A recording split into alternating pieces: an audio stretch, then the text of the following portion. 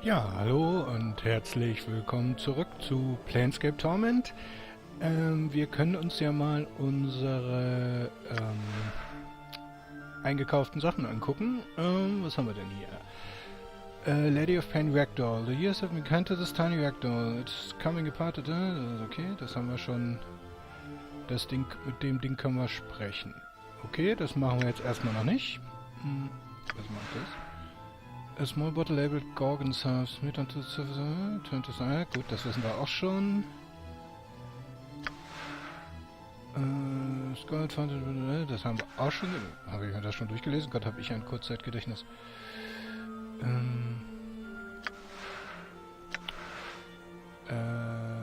Was wollte ich mir dann eigentlich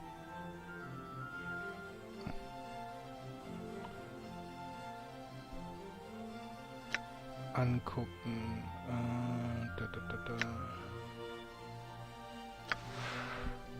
Plus 1 Armor Class. Okay, das können wir dir ja dann mal geben.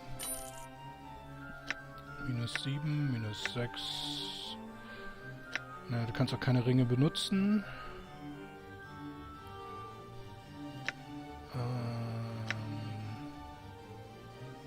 Statements. Oh, das können wir identifizieren. Ja, dann machen wir das mal. Beer Goggles. Intoxicates wearer. Immunity to panic. Das ist hilfreich. Apparently, someone once foolishly asked a wizard that what it was like to be intoxicated, and these goggles were fashioned. When this lens is equipped, the wearer becomes braver, stronger, but can't see targets too well, reducing his chances to hit and damage an enemy.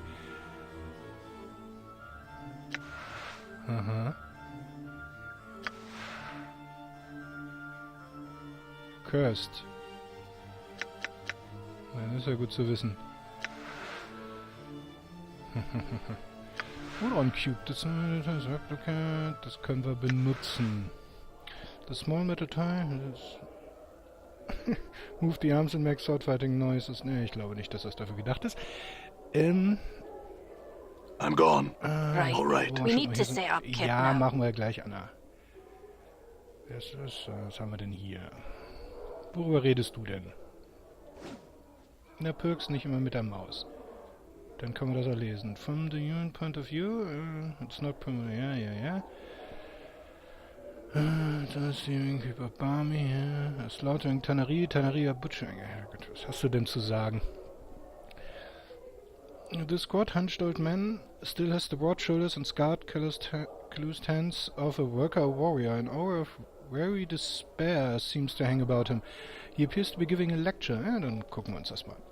Right, now listen up. This is the seminar on the war.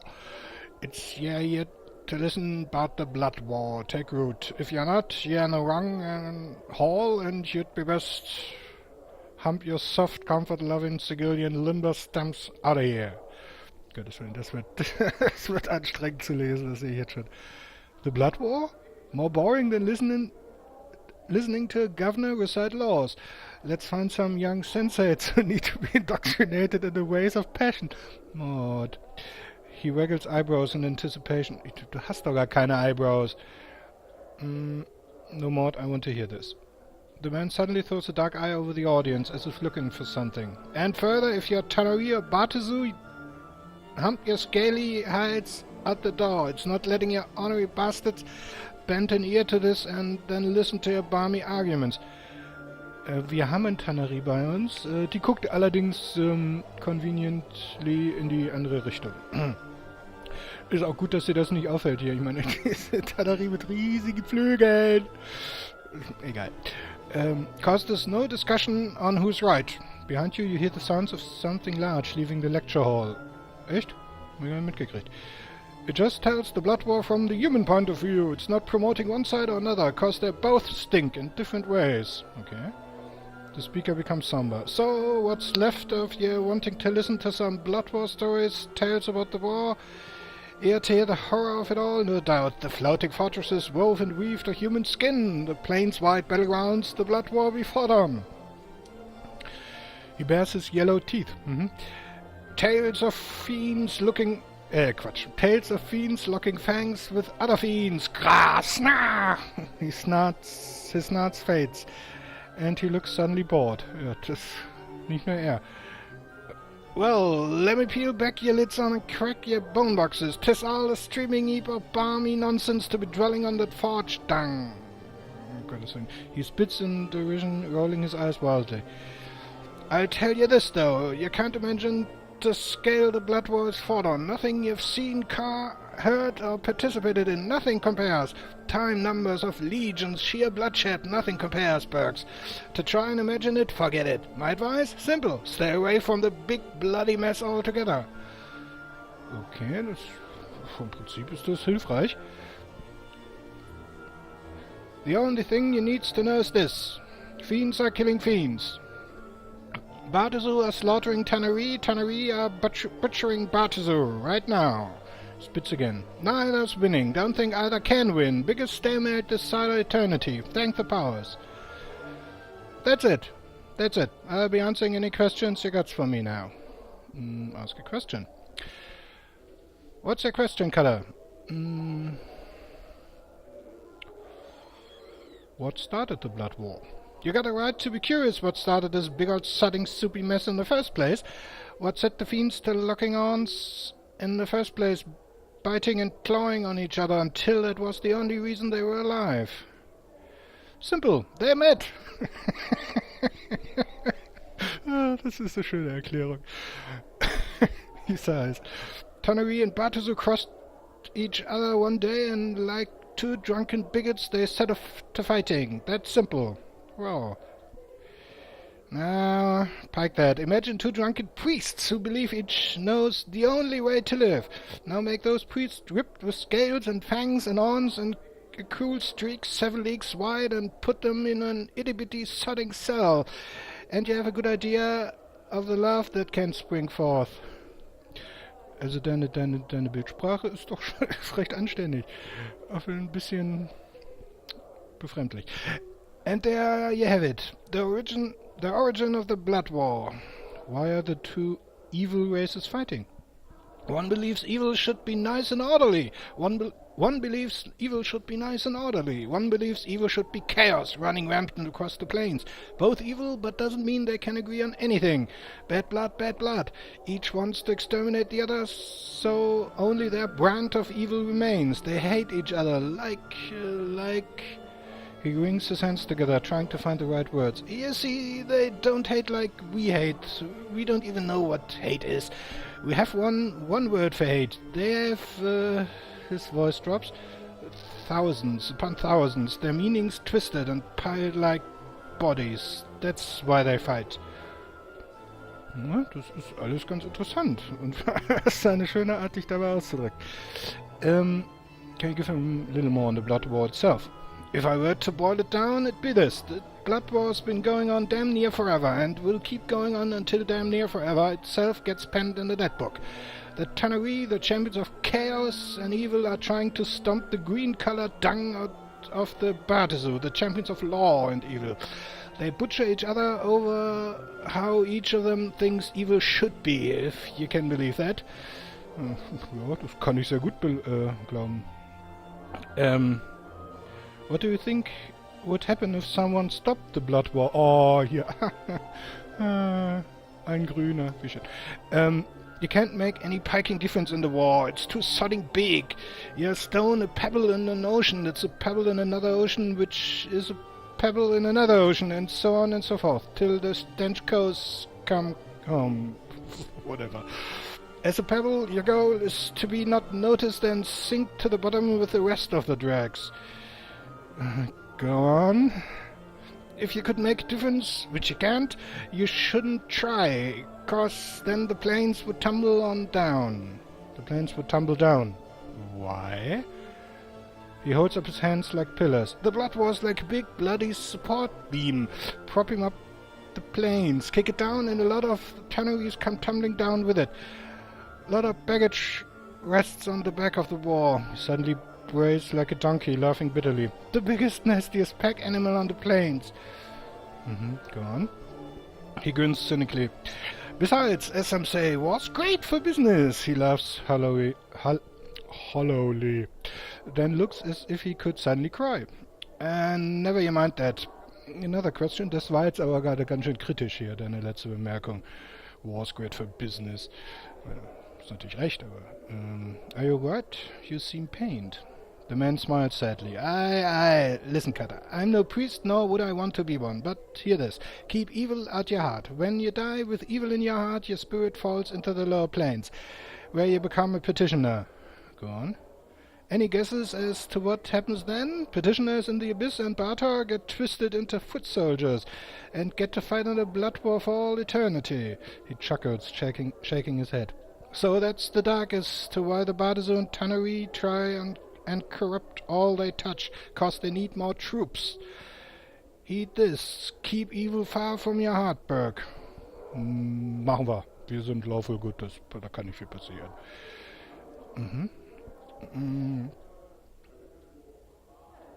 How does one get hired into the blood war? You know, every once in a while some leather-headed Burke comes around asking about a job in the blood war. They want some jink, they want a quick stint and then to get along with their lives. Maybe I was one of these leatherheads. Maybe I was a sellsword. And I heard there was a little jink to be made in the war. Got me interested. Taught me a lesson, it did. We're like ants, running around the heels of dancing sod-pike gods. I saw a big man who claimed to be big soldiers. He shakes his head. Paper soldiers. War's a furnace for them. Makes them wake up or burn. Schon wieder ein nettes Bild. So how'd you survive the blood war? The man's face darkens. Well, that's the one thing I won't speak of, Cutter. Suffice to say, a man does what he has to do to escape the war. But a woman named Frishika told me you had to murder your own men to escape the war. Hat sie uns das erzählt? Hätte man besser aufpassen sollen. Hat sie uns bestimmt erzählt. The man's face becomes red with anger. Watch your mouth, Cutter! That's a lie! Foul, foul lie! Are you balmy jawing with a fiend over the wall, believing every word of it?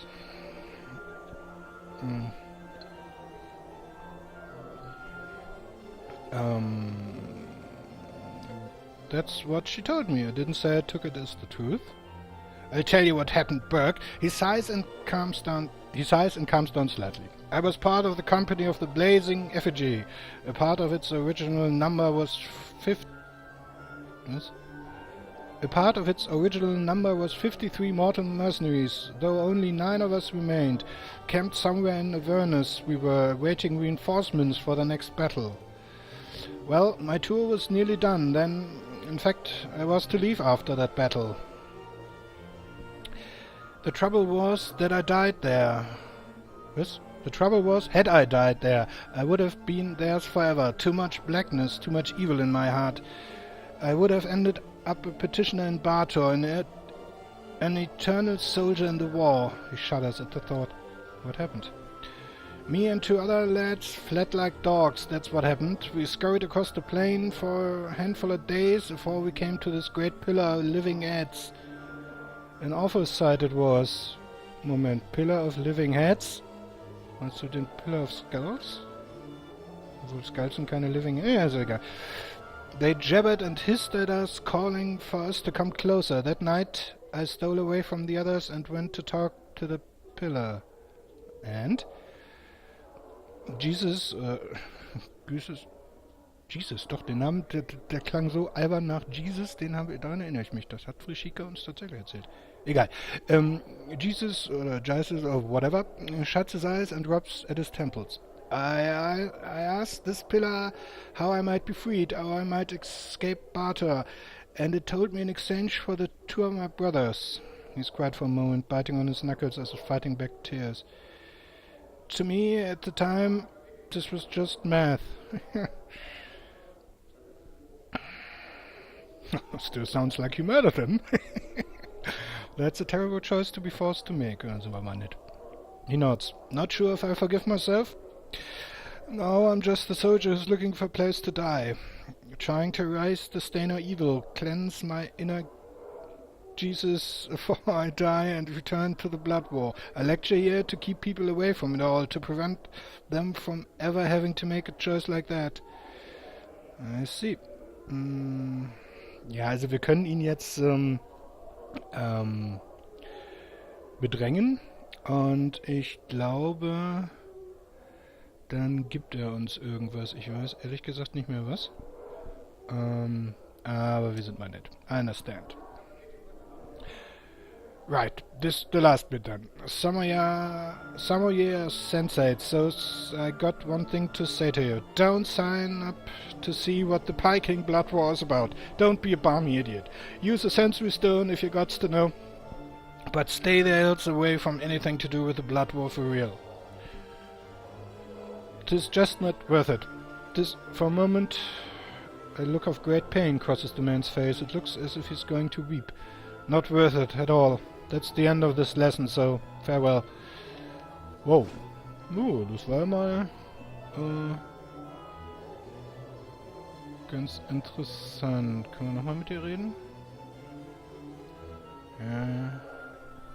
Ich hab nämlich want to hear this, keep listening.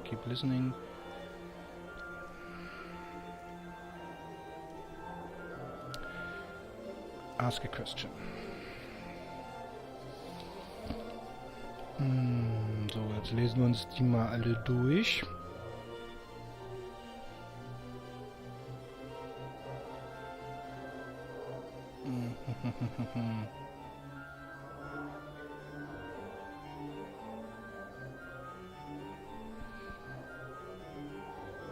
Where's the Blood War fought? Plenty of places, usually lower plains. Anywhere along the river Styx, the 9 layers of Bato, the 4 furnaces of Gienna, the Grey Waste, Cold, Red Kasiri, Kakui, ich spreche es jedes Mal anders, als ich weiß einfach nicht, wie man es ausspricht. Kasiri, whatever.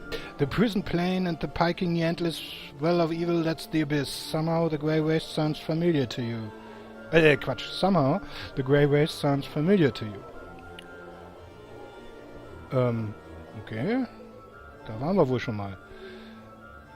Also, tell me about the Grey Waste. Also call it the glooms, he shrugs, then shivers, as if by reflex. Grey in every sense of the word. Colors burn your eyes there. They shout, are too loud, and your dreams are pulled in the surface and poured on the ground, lost forever. Only the night hags rule there. The Grey Ladies of the Waste. Aha. Revel ist doch eine Night Hag, oder? Das ist immer schon mal ganz interessant. Warum schreibt sich unser Journal das nicht auf? Das war doch hilfreich. How does one survive the Blood War? You wanna know how to survive the Blood War? 3 things, Cutter. He holds up a main hand with only 2 fingers. Go on. First off, you stay the pike out of it. Secondly, keep yourself the piking hells out of it. And lastly, you stay the bloody piking sod pike out of it. Okay, das war ziemlich eindeutig. If any part of... Go on ist auch nach der Aussage. If any part of the war rolls your way, let your imagination give your bum a kick and run as fast as you can. If you can't run, then lies really still and pray it passes you by. He pauses for a moment. Except there's no place it don't touch and there's almost nowhere you can run to get away from it. Das ist ja schön. Anything else? Aye, whatever you does, don't talk about the Blood War with any fiend, or any diva, or archon for that matter. Just don't talk about it, period. 'Cause you never know who in the hells you're really chatting with, and all of them get mighty touchy when you bring up the war. It's their reason for living. Anything else? He nods. Don't go through any portal unless you're piking sure you know where it goes. Das ist ein guter Tipp. Wenn ich da an meine alte Pen-and-Paper-Runde denke. Entschuldigung, das war... es ist grundsätzlich eine gute Idee zu wissen, wo ein Portal hinführt, bevor man durchgeht. Maybe you haven't heard of tales of clueless planeswalkers stepping through a portal and ending up smack dab in the middle of a Blood War skirmish? Know why you haven't heard of them? Because those swords are dead. Dead! And whatever you does, never sign on for a tour of duty, no matter how much jink they flash in your mark. Certain death and signing on for a tour and the Blood War are the same thing, Cutter. Why's that? Chances are, when you sign up, they peel you so your tour of duty is till time itself grinds to a halt. Even death wouldn't be released, cause then you sinks into the lower planes and get dredged back up as something worse than you were before. Then they got their talons on you for all eternity. So dying in a blood war would be an especially bad thing. It's a nameless one, Mensch. How would you get out of a tour contract? Unless they don't want you, you don't have much chance. I never heard of it being done with mean-spirited recruits. It being done with mean-spirited recruits or something they really wanted to keep their talents on. Outwitting a tannery is risky, but can be done. The Bartazu are much more dangerous with their contracts. You sign one of those, they are damned for life. You're damned for life. You might try a little garnish, try and daub them, and they might let you make a run for it. But where would you go? There are so many hells. And dying in the blood war would be an especially bad thing. If you were evil, sure. If you're good, you'd go to another plane to spend your afterlife. But if you'd still be a deader. Now for me, I still got a lot of evil to wash from my soul. So if I died in the lower planes, they would have had me lock, stock and barrel. You go to another plane when you die. Can you explain that?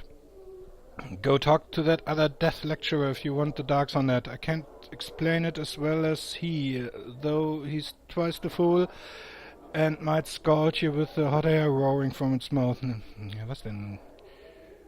Let me ask you about something else.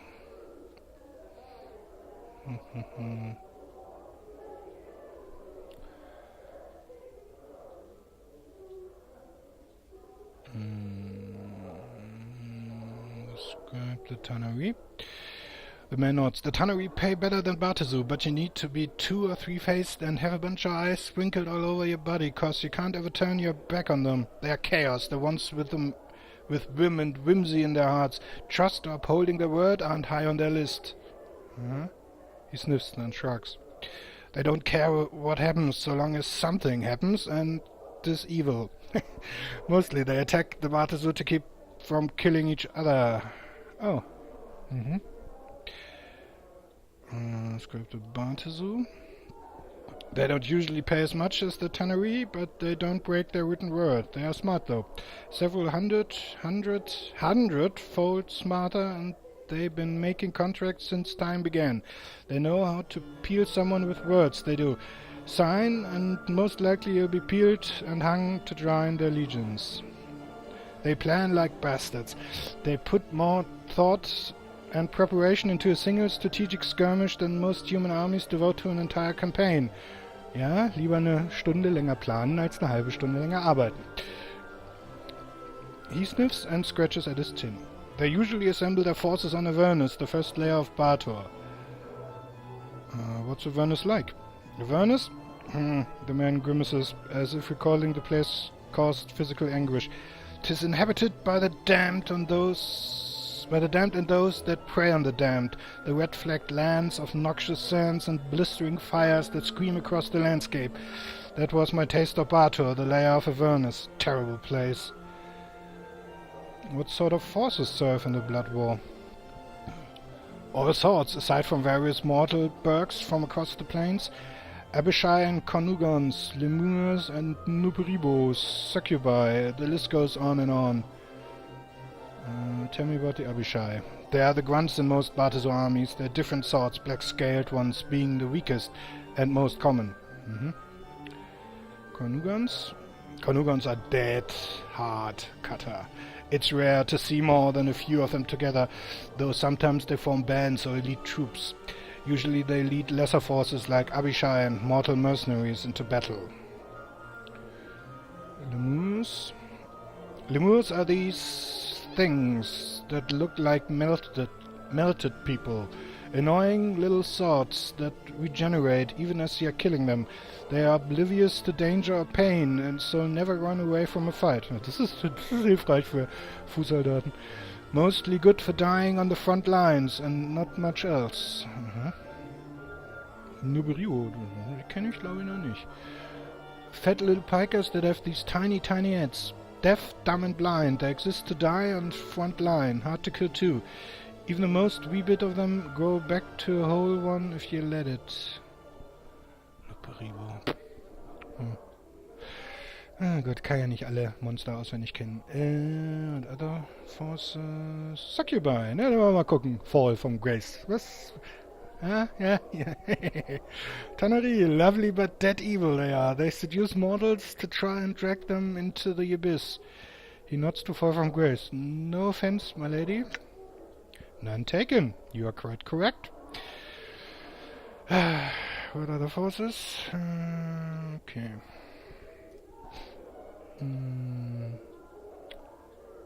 So, you tell us no tales of the Blood War. Alright, one. Let me give you an example of what meat means to them. They'll get some mean-spirited mortal mercenaries together, maybe a drop of a few million strong, and let them slaughter each other for no real reason at all. A pointless battle over some power-forsaken piece of land. Guess where all those souls go? Where? Their souls sink into the plains of evil they fight on, where they can be ripped from the soup of the plains and set to fight again as lemurs or manes or whatever the piking sod those little fiendish dung heaps become. The more of these sodding petitioners they get, the more troops they have. Wie komme ich denn verdammt nochmal?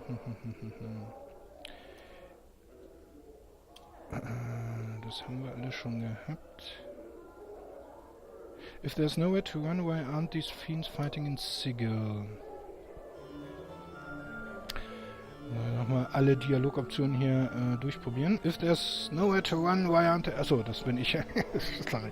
Now, Cutter, look, they have fought here a few times. Sometimes we get a little spillover from the Blood War. Our Lady of Pain, bless her steel-ridden heart, puts out the fires. Go on. Some of the time, he sneers. There's been times, some horrifying drizzle on yourself, you're so sodding scared times, when they've smashed and burned and clawed their way through whole sodding city blocks in Sigil before she decides to clean house. He clucks his tongue and winks cynically. So she ain't always as keen on stopping the Blood War as it might seem, see? Why don't the fiends just take Sigil? He laughs, but it turns into a sputtering cough. Don't get me wrong now. Both the Tanui and the Batazu want Sigil fierce. 'Tis the most precious staging ground in the piking multiverse. The cage is the city of doors and connects everywhere. You can't ignore it, and if you're serving in the Blood War and wanna win, you gotta have it. The man coughs again. 'Tis just the fiends aren't going to get it while the lady's in charge. 'Tis all. She's tough as nails. Her blades cut you deeper than any fiend's fang. And that knots the fiend's stems like you wouldn't believe. One quiet lady, her hands tucked in her sleeves, holding back the Blood War all by herself. He laughs bitterly. Far from Grace has ein Kommentar abzugeben. I don't find it hard to believe that a woman can stop the Blood War. Ja, wer sonst, wenn nicht eine Frau. But fiends are still allowed in Sigil. Oh, damnable certain. They can't brawl in the streets too much. So as neutral ground, Sigil allows them to rattle their bone boxes without trying to murder each other. Sometimes they'll chat up with each other here. Whoa. The peace don't stay that way for long, though. Also, just cause they can't butcher each other in the streets don't mean spies, recruitment and backstabbing don't still go on here. They fight battles with lies and words, Burke. Sometimes 'tis all in the bluster and blather. And there's safe houses about, too. Places where they can cool their talents before the next skirmish. They like to recruit here too, looking for boys fresh off the plains with a little greed in their hearts that they can make part of their glorious army. He stops speaking to peer closely at you. Mayhap they recruited you once, huh, Cutter? You look like you've tasted the war.